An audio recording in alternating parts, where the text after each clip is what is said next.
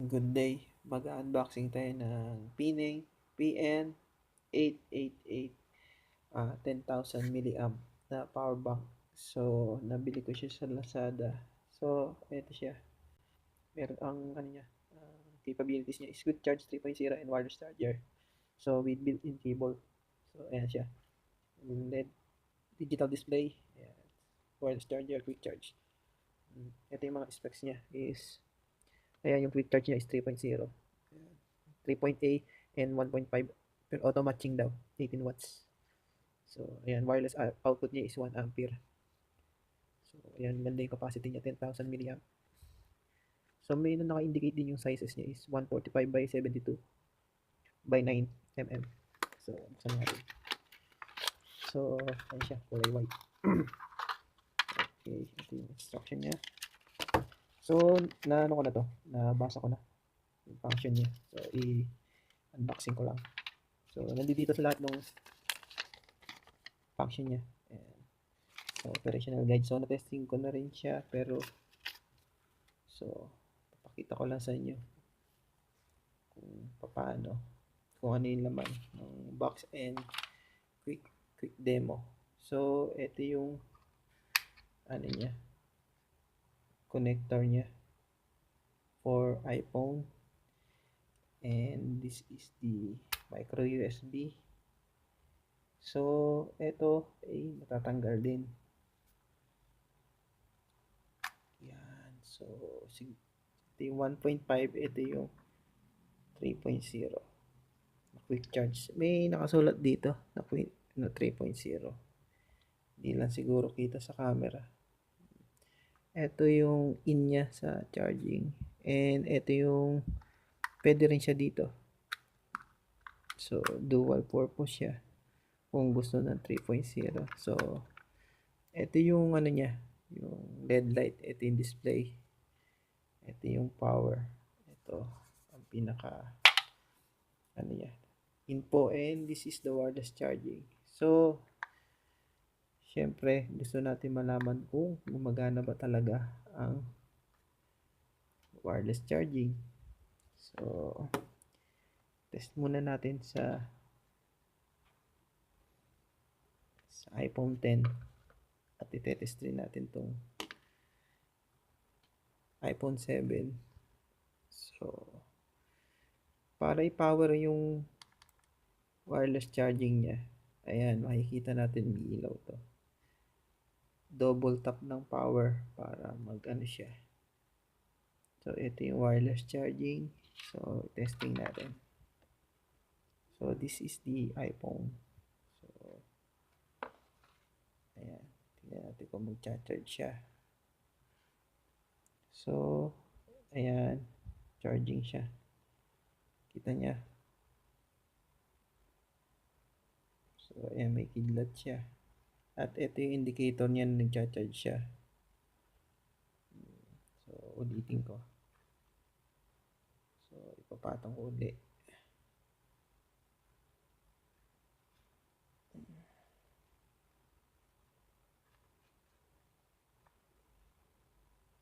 Ayan. Kita niyo yung kidlat. Yung pinaka-light yung indicator niya. Tabi ng LTE. Ayan. So, ulitin natin. So, ayan. So, tinanggal ko, nawala yung pinaka-green niya.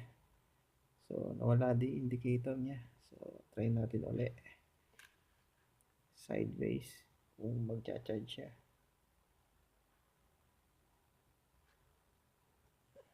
Yun. Ayan. So, iniisip natin kung magdo-dual charge siya. So, try natin dito sa iPhone 7.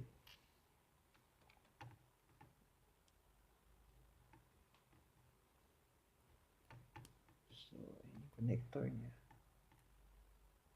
So,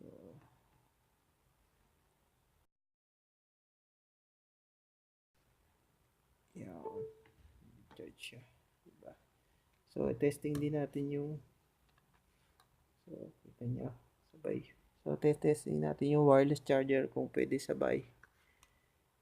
So, ayan, sabay siya. Pwede siya sabay. Ito nyo.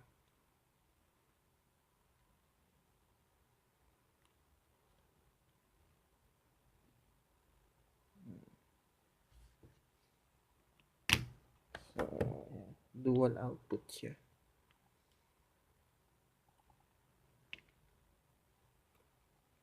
So, try natin tanggalin to. May casing kasi. Kaya, medyo mahirap siya ilagay. Yan. So, nag-charge siya. And this one.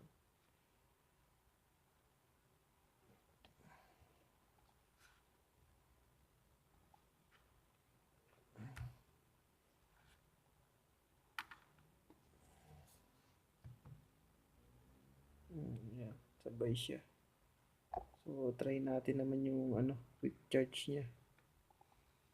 Yung gagana. So,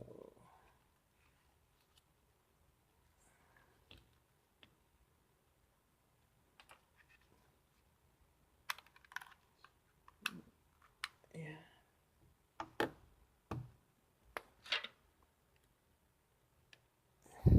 Yun. Gumana rin siya.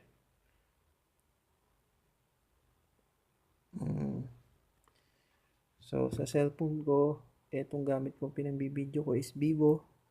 So, subukan natin. Makikita nyo kung mag-charge din siya.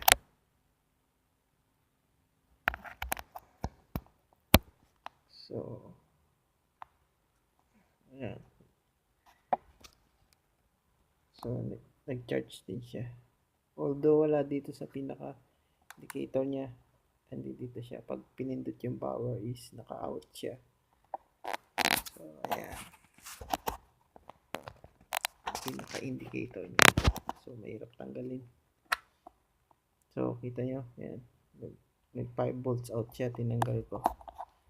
So, reset ko lang. Ayan. Double tap is wireless charging. Oh, masyado masikip yung So, ayan siya.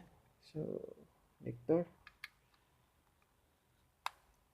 So, para i-reset siya is ganyan.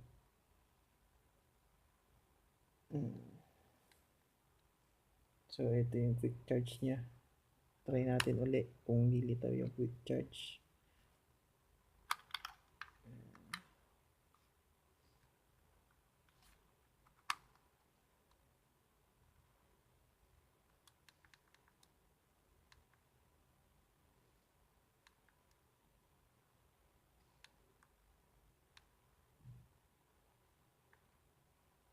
Naka-out siya. So, try natin. Kung lalabas yung quick charge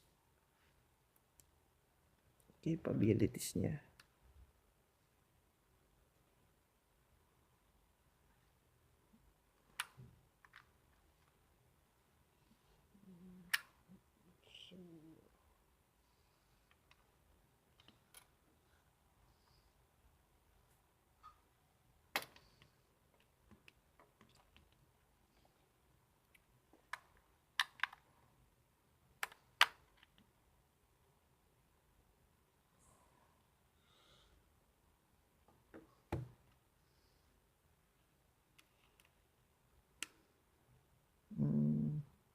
Naka 5 volts out pa rin siya.